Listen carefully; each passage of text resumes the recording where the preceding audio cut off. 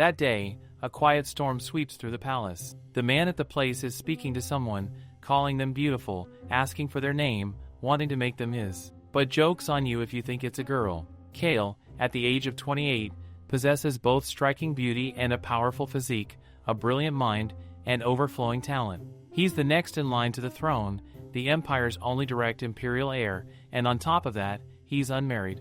He's well past the age where he should have been wed with at least 3 kids, but the problem is he's got no interest in anyone, as if love and affection are foreign concepts to him. It's basically a curse at this point. But then, a black cat suddenly appears in the Grand Banquet Hotel. A black cat whose fearsome expression alone could dominate the back alleys. The kind of praises that naturally come to mind when one sees that cat. And Kale? He falls at first sight.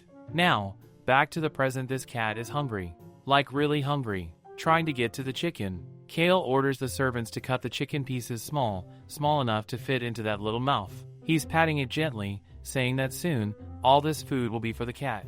He even says he's never seen such beauty before. And yes, that includes every lady at the banquet. The women around him are practically crying their eyes out. Kale then asks the cat if it will be his. He's ready to give this cat everything it could ever want. This must be what people call love at first sight.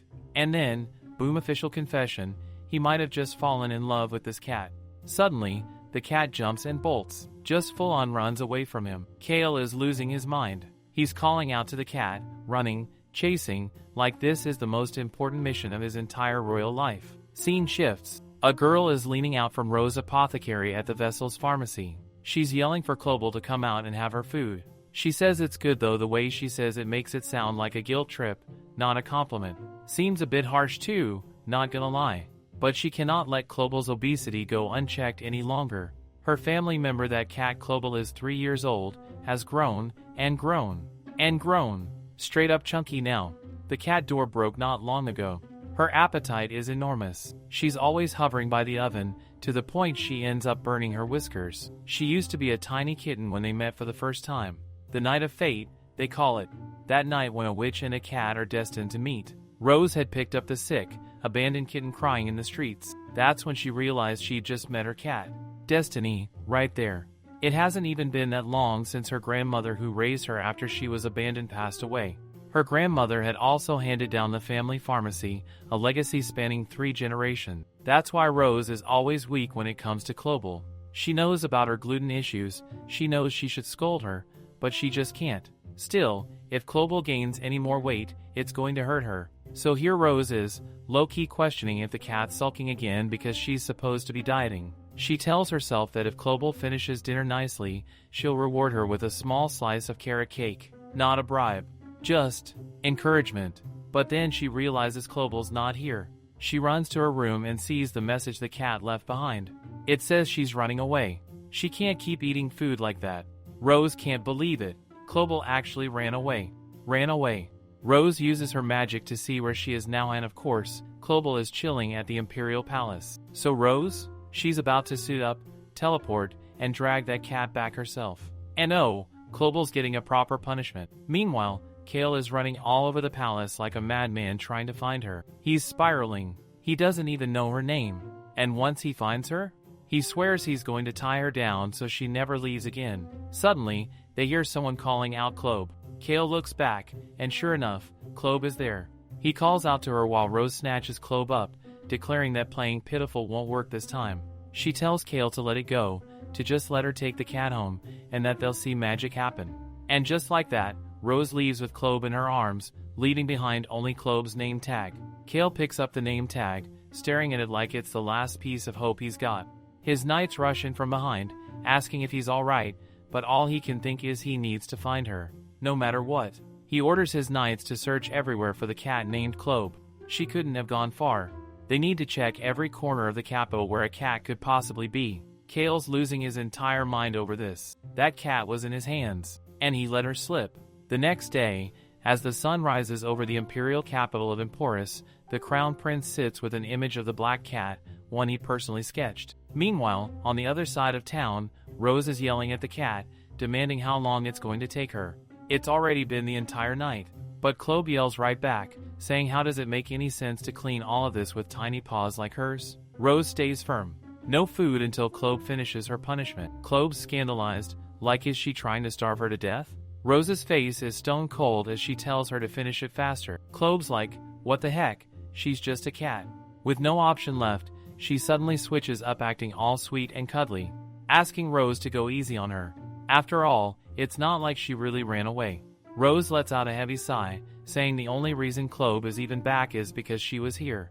Otherwise, she was fully planning to settle down in the palace. Clobe's like, in her defense, she was just gonna have a little fun there and come right back. It's not that deep.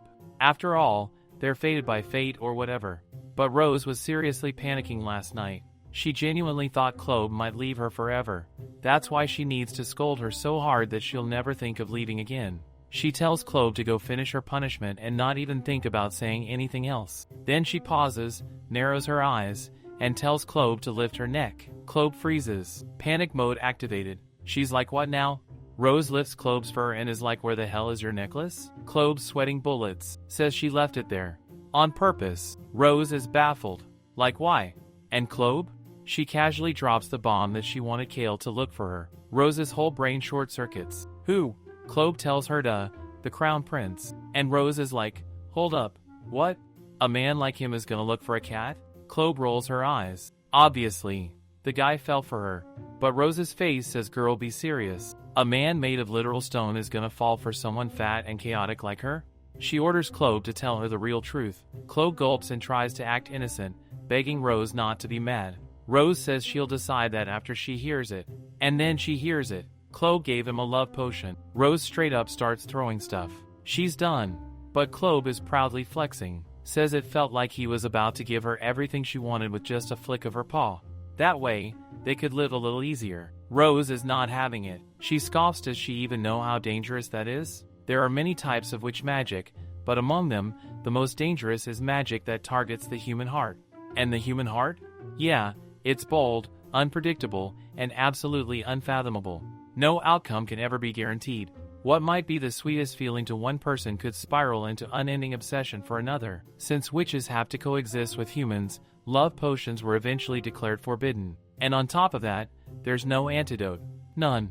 And Clobe gave it to the Crown Prince. The very same one Rose's grandmother had warned her about, since she was the one who created that potion. Rose tells Clobe that now is not the time to stand around. A person with that much power, what if he loses it? What if the love becomes something twisted?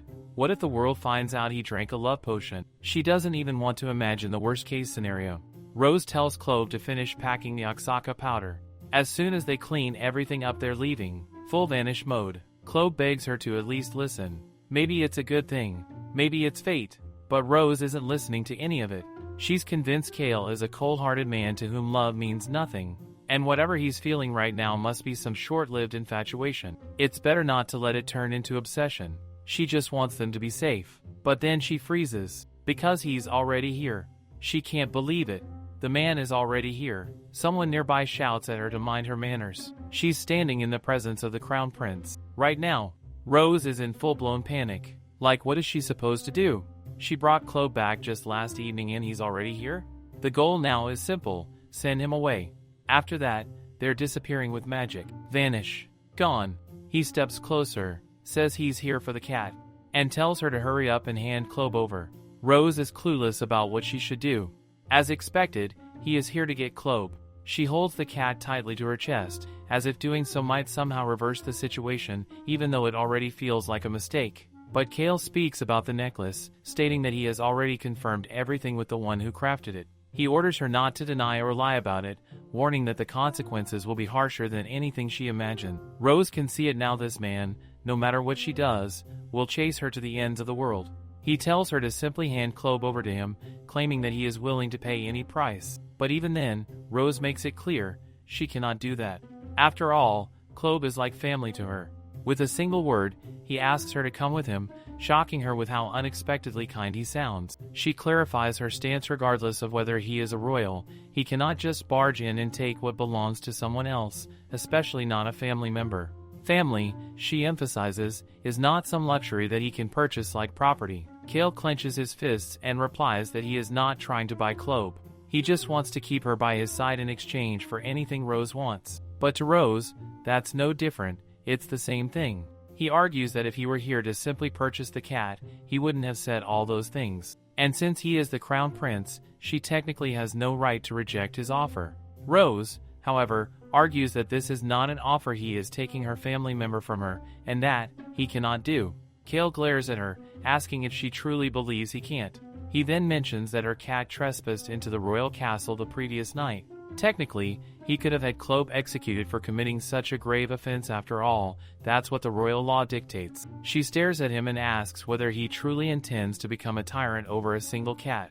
Even Kale isn't sure anymore, but ever since last night, something inside him has changed. It has come to this: there is no way out for her now. Unless she somehow escapes to the Witch Kingdom, there's no escaping this man. She knows she must do something drastic, create an antidote, one that no witch has ever crafted before. She is going to return the crown prince back to the way he was. Finally, she tells him that he can take Klobe, but only if he lets her stay by his side as well.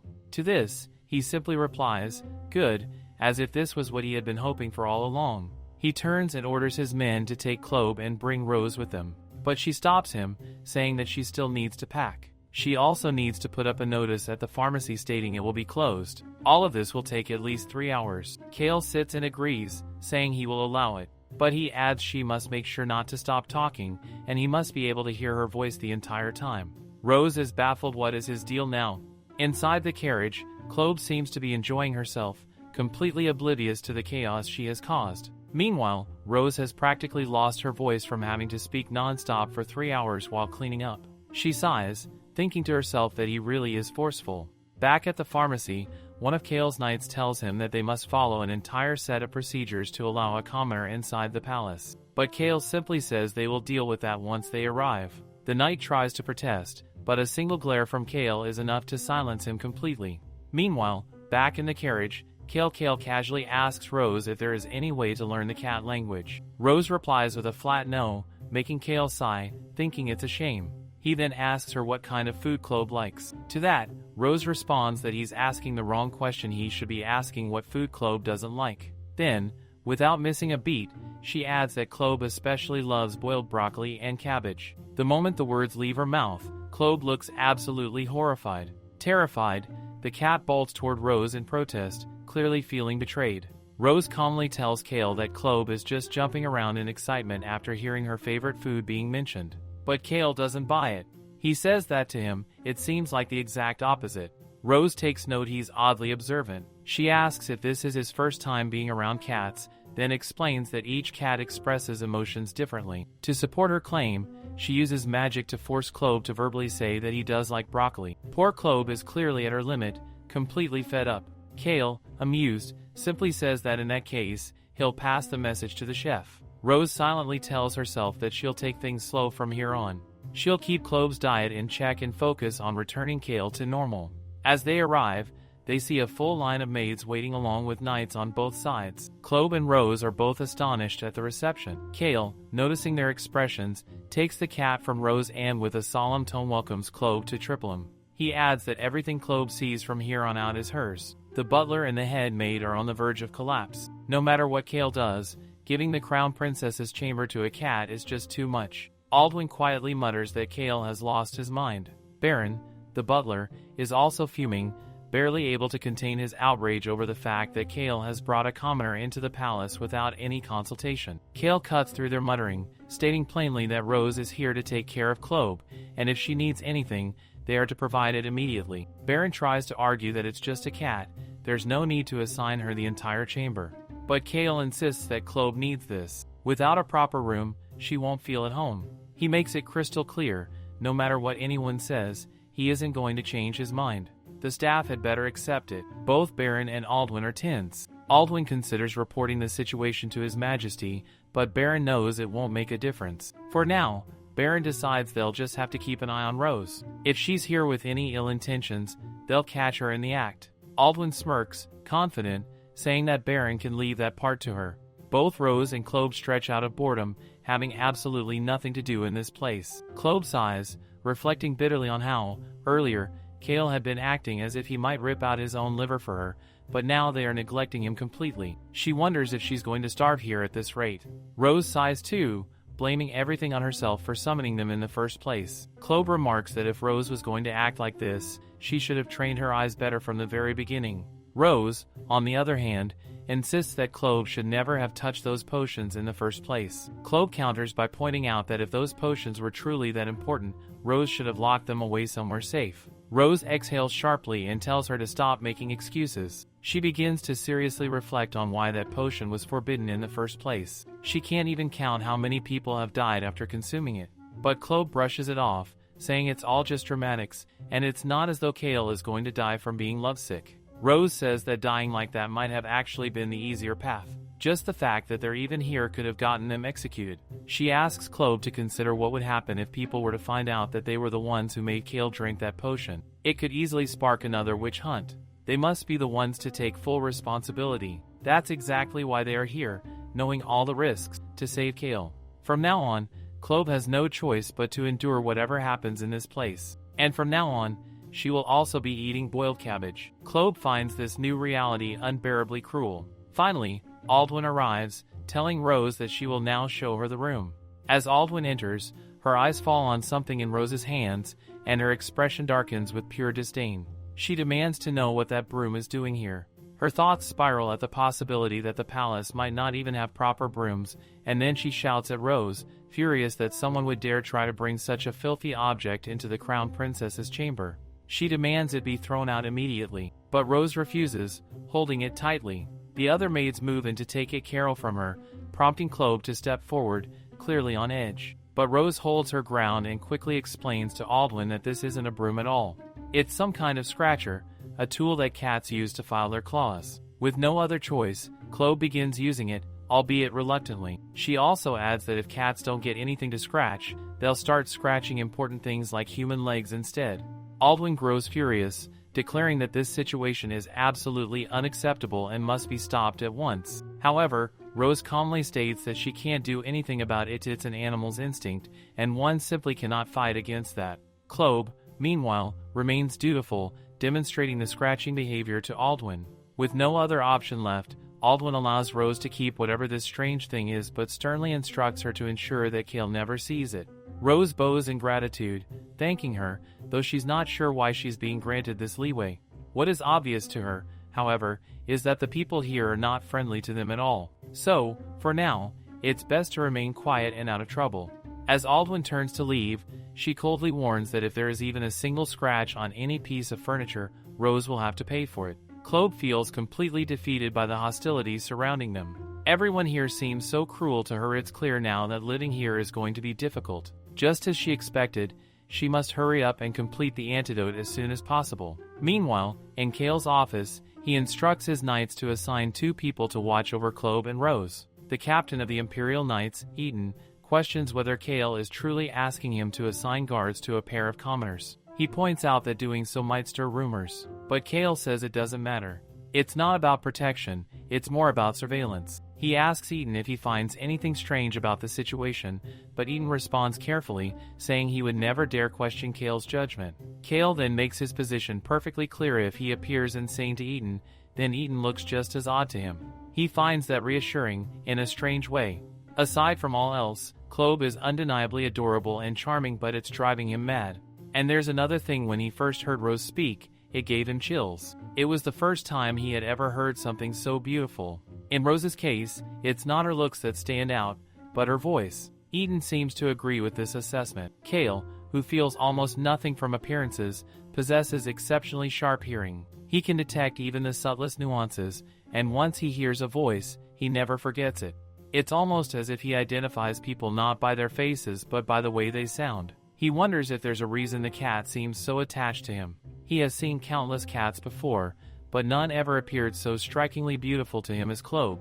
And yet, of all places, this particular cat-a creature he finds more beautiful than any other comes from an apothecary. He suspects that one of those strange, unidentified lotions may be the reason for all this. He also instructs Eaton to only assign those who know how to keep their mouths shut.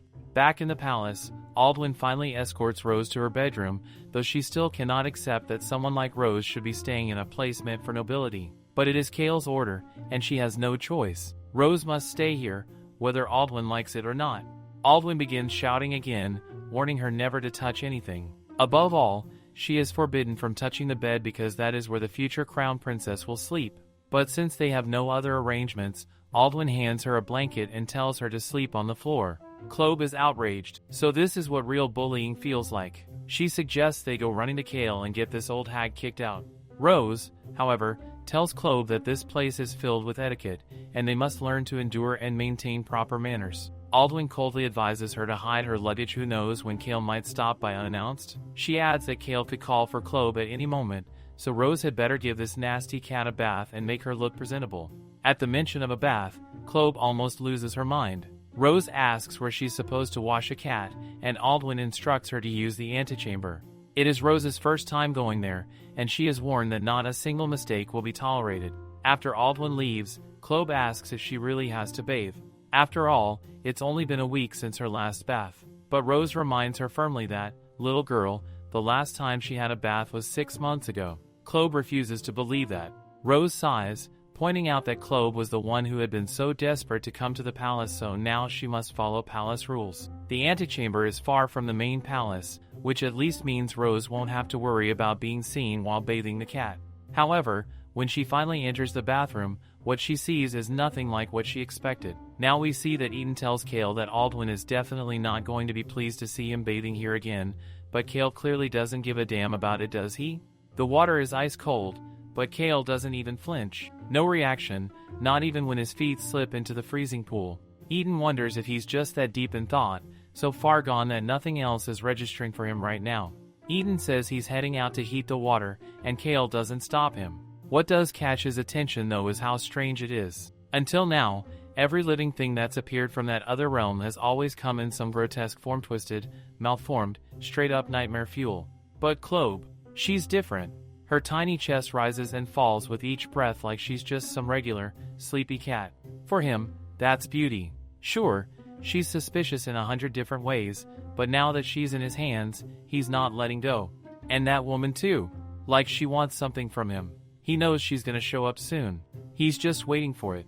Right then, someone enters. It's Rose, and she's scolding Clobe, saying there's no way she's letting her skip bath time.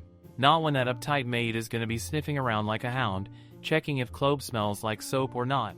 Rose debates whether she should just go report to Kale and let him handle the maid, but she notices there's no soap around. She considers going to ask the maid where it is, but before she can move, Kale speaks from behind, telling her to just pull the cord over there and someone will bring it. She whips around, startled like, why the hell is he here? And why is he in the middle of a damn bath? She freezes, her whole face flushing bright red. She bows in a panic, apologizing on instinct, and blurts out that she'll go find another bath spot right away. But Kale says there's no need for that. Since she came to bathe Clobe here, she might as well just go ahead and do it. Rose is internally spiraling. How is she supposed to bathe the cat when this dude is just casually but naked right there? She asks him if he's done bathing, and Kale replies that he was almost finished, but now that she's here, he figures it wouldn't hurt to learn how to bathe a cat. Rose is completely flustered. If she stays, she'll have to get through this with his naked body in her peripheral vision the whole time. But she can't exactly disobey him either, so she decides she'll just get this over with fast. Rose starts explaining like she's on a tutorial show, saying it's not that hard to bathe a cat. Not like a person or anything. You just need to wet their fur and lather them up. That's it. But the moment she tries, Clobe is absolutely losing it, crying, screaming, hissing like the water is actual poison. She's shrieking that this water is cold as hell and asking if Rose is trying to murder her or what. Rose tries to grab Clobe but ends up slipping hard, falling straight into the water with a splash. The water is icy, sharp as needles against her skin. Kale moves fast like lightning, reflexes fast, and pulls her out without hesitating. Their eyes lock for a second when he catches her. He asks if she's okay. Rose frantically looks around, asking where Clobe went.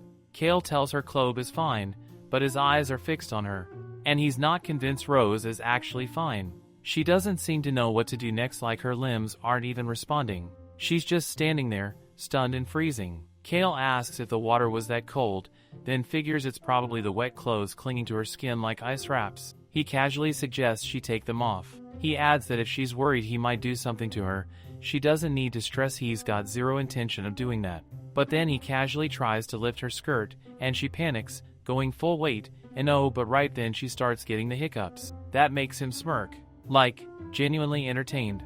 He mutters something about how some gene types make even hiccups sound this cute.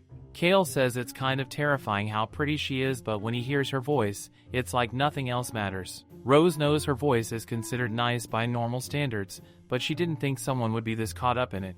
She wonders if maybe his ears are just overly sensitive or something. Kale then says if it really bothers her that much, he'll just close his eyes. No big deal. And just like that, he goes and pulls off her upper shirt, making her let out a groan, half from the cold, half from pure shock. Kale finds it incredible. Even her hiccups, her groans, her sounds, they're amazing. But the more he listens, the more he realizes, maybe it's not about sensitive ears at all. Maybe he just has his own very specific preferences. One layer down and he's already going for the second. Now it's the button corset. He asks her to just tell him where the buttons are. Meanwhile, she's full on blushing like her face is about to combust. Everyone says Kale is notoriously uninterested in other people, like ice cold uninterested, so that probably means he's just trying to get this over with. No feelings, no special attention, nothing. Just handling business. That means her embarrassment and sense of shame? Completely irrelevant to him. So she helps, quietly pointing out where the buttons are. She tells herself she'll just pretend these are Klobe's hands and not think any deeper than that. She even plans to hum to distract herself, hoping maybe it'll distract him too.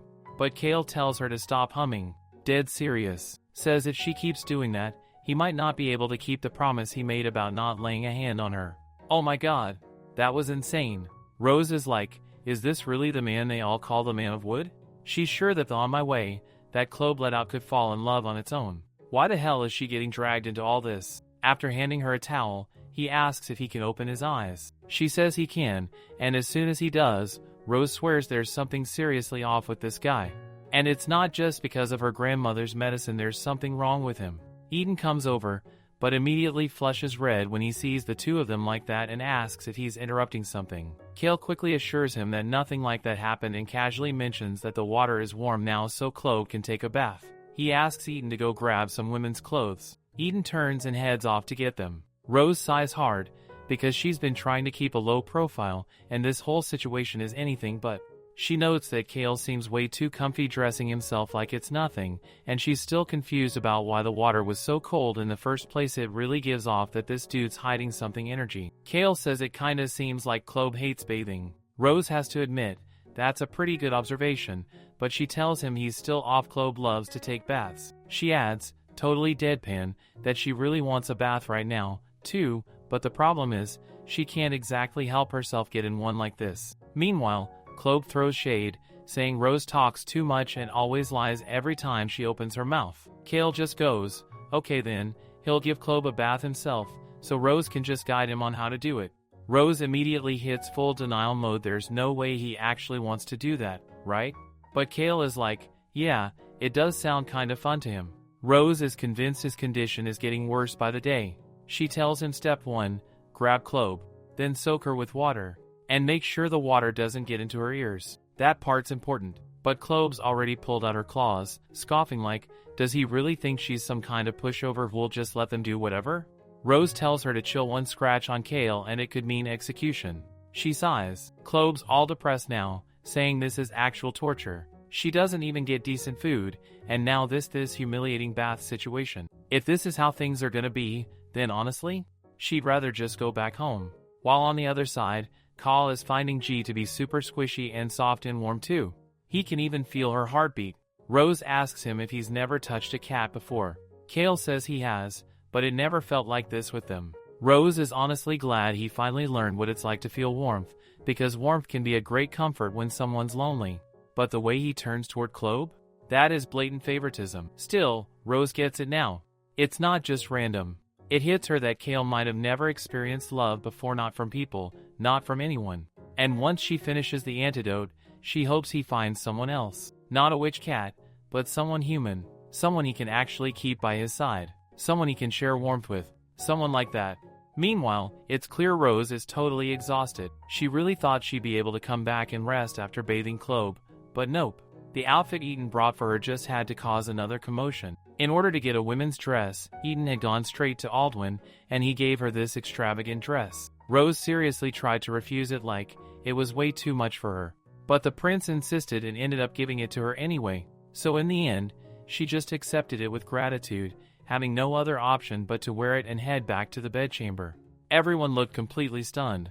They didn't even know who she was, but the drip was enough to send shockwaves. They were just following Kale's orders, but it turned out the dress belonged to the deceased empress. So now they're all looking at her like she's their immortal enemy, and things are 100% going to get worse starting tomorrow. But what's done is done. Rose thinks she just needs to do a good job. She needs to finish that antidote as soon as possible and get out of here.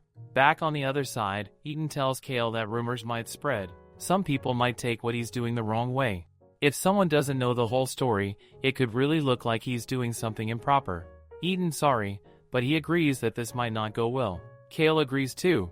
He tells Eaton that he already told him Rose's voice is beautiful. Eaton agrees that her voice is beautiful, but not so beautiful that it should make him react this way. Kale says that when he closes his eyes and listens to her, he feels kind of strange. Eaton asks, what kind of strange? Kale wonders, is this what it feels like to want to hold a woman?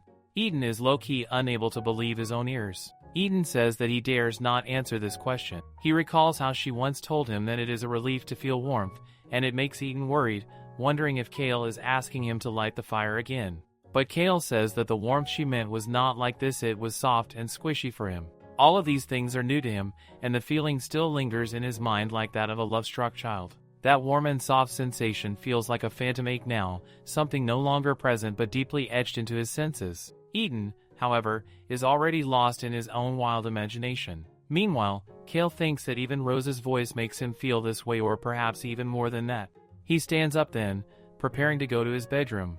Eaton sighs and says that in that case, he will go and escort him, but Kale responds that it's alright, that he would like to go and see his cat before heading to bed. Now, the scene shifts to a dusky setting where Rose's grandmother tells her that this forest is the city of witches. If she truly is a witch, then she must be able to hear every sound the forest makes. Rose looks around at the cute little squirrels as her grandmother continues, telling her that first she needs to sing the song of the forest. Without it, she won't be able to become friends with the creatures that live here. Her grandmother urges her to listen to it carefully. Rose begins humming the tune softly, and soon the forest begins to stir. One by one, animals start to come closer, drawn by her song. Encouraged by this, Rose continues to sing, and even more animals arrive, joining the gentle gathering. Later, she falls asleep, and in her dreams, she begins to cry, saying that she misses her. Her eyes flutter halfway open, and she mumbles, wondering if it is her grandmother. But to her shock, it's not, it's Kale. He stands there, looking at her, and says that he didn't mean to wake her. He hadn't known that she was sleeping, especially since she kept singing. She answers him groggily, saying that she didn't mean to fall asleep, and more than that, she questions what he is doing here. Kale replies that he came to see his cat before going to sleep. He then asks her if something is wrong. She almost blurts out that of course something is wrong, but quickly stops herself and says, no, not at all. Her thoughts spiral. She begins to realize again that he is the crown prince, and that is the biggest problem of all. If he had arrived just moments earlier while she was still using her magic, he would have known that she is a witch. Just like Kat warned her, she has to be careful always. She can never let her guard down. Then Kale tells her something unexpected. He says that she doesn't have to stop. She can continue the song she was singing, or sing any other song she likes. Rose starts to think that his ears must be incredibly sensitive, and if he's reacting to the song she was singing, then it must be because she is a witch. That thought is deeply troublesome, because it would mean he might end up becoming obsessed with two people, the girl and the witch. She tells him that she's never learned magic all that well, so perhaps he should call in a proper musician if he wants to listen to music that badly. But he insists he wants to listen to music from her. Rose makes it very clear that singing is not a part of her duties. Kale responds by saying that this is exactly why he is asking if she can do it. Rose is taken aback, surprised that he actually has some common sense in him, considering this is the same man who didn't hesitate even a single second before taking off her clothes. Still, she tells him firmly that she can't do it, because this isn't her job. He looks sad, but then says something that catches her off guard. What if he pays her? He can offer her anything: money, fame, title, whatever she wants. Rose blinks at him, wondering just what kind of person he thinks she is. What kind of woman does he expect her to be swayed by things like that? It feels more serious than she expected, and she still needs time. She still has to make that antidote, after all. So, she says to him that she will need something else instead of money. He asks her to tell him what is it. She tells him that every time she sings, she wants him to grant her a request. Kale is surprised. Really? Instead of money? Rose makes it clear again she doesn't need things like that at all. She tells him plainly that every time he comes to her room, he has to let her know in advance. And if she's asleep, he needs to wake her properly beforehand too. To him, it sounds like a fair deal. So, he asks her to continue singing. Rose agrees. She says that she will, but only if he allows her to turn her back while she sings. Kale agrees to that as well. She turns around and begins to sing. As her voice carries softly through the air, even Klob jumps up and scurries to her side. Kale is visibly shocked to see her sing like this. There is something mesmerizing about it, something that fills the quiet night with life. When she finally finishes and turns back around, she finds that he has fallen asleep. Klob starts to grumble, saying that she made him listen to a song that practically killed him with emotion. But Rose tells him to shut up. Kale simply fell asleep while listening to her. Just like the forest song, it brings warmth to those who are cold and comfort to those who are lonely. He's on the verge of losing his balance, head gently tipped back, when she reaches over to steady him. Her hand brushes against his lips and she finds them unbelievably soft. But she quickly tells herself that she can't let this get to her. She really can't. Her heart is already pounding fast in her chest. The two of them are now lying on the floor together, Kale deep asleep, while Rose remains wide awake. She gazes at him, thinking that he is incredibly handsome, more than anyone she's ever seen in her entire life. She turns her head away, trying her best to fall asleep despite the lovesick beating of her heart.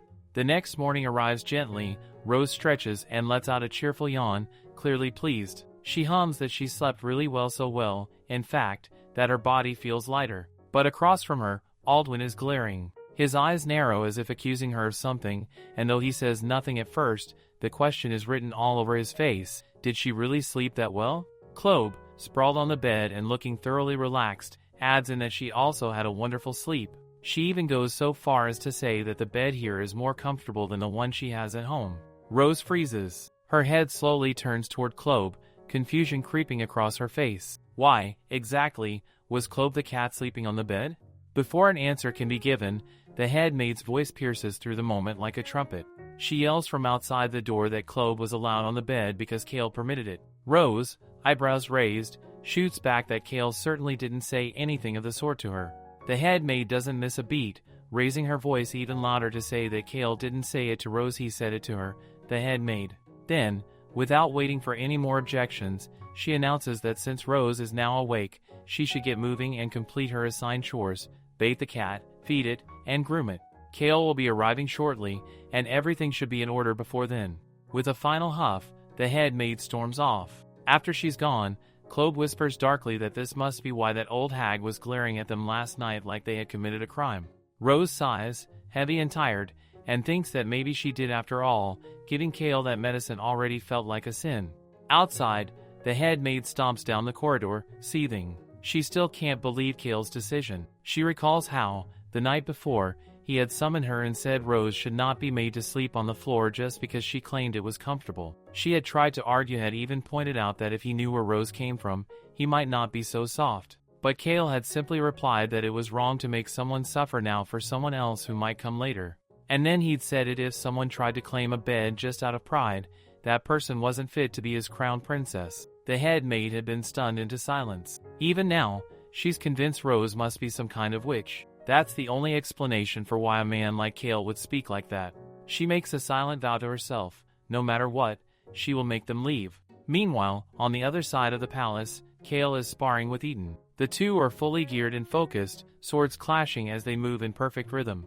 Eventually, Eden steps back, panting slightly, and admits that he can't keep up much longer. Kale lowers his sword and asks if anything happened overnight. Eden shakes his head, nothing unusual for him, but notes that Kale seems oddly energetic this morning. If this keeps up, he jokes, they'll have to downgrade to wooden swords just to survive training. He then asks casually if Kale slept well. Kale pauses. He thinks he slept like usual, but then remembers dozing off while listening to Rose sing. That might have been it.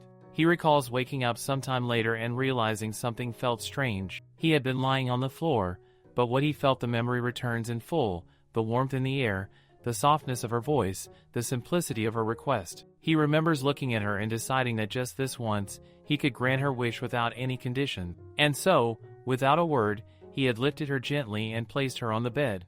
His gaze had lingered on her sleeping form, his heart strangely heavy full. Back in the present, Kale brushes the memory off and mutters that maybe he feels this way because he slept with his cat. Cats are soft, after all. Maybe that softness helped him sleep well. Eden laughs and says that if that's the case, maybe he should get a cat, too. Kale smirks faintly and says that's enough wisdom for one day, turning to leave. Eden watches him go and frowns. Something is definitely off today. Then, it clicks. Kale is smiling. That's it. That's what's so strange. He's never seen him smile like that before. Elsewhere in the palace, Clobe is sprawled out dramatically on the floor, groaning about how hungry she is. She wails that she might actually die if she doesn't eat soon. Rose stands nearby, arms crossed and unimpressed. She reminds Clobe that she was the one who said she'd rather starve than eat vegetables. Clobe pouts and says she didn't know she'd be this hungry. Rose raises a brow and asks if she plans to whine about food every day from now on. With her most pitiful expression, Clobe pleads that Rose should at least give her something tasty. How could anyone expect a cat to live on vegetables alone? Rose rolls her eyes but relents. If Clobe promises to stop complaining, she'll add cheese to the food. Clobe perks up instantly. If there's cheese, she declares proudly, she could eat 2 whole plates of vegetables easy. Rose sighs and tells her to wait right there. She heads toward the kitchen, but as she walks, a strange sensation prickles the back of her neck. Someone is following her. She stops, turns around, and asks calm but firm who's there. A cheerful face greets her. A young man stands with a bright smile, hands neatly at his sides. He introduces himself as her guard. His name is Arad.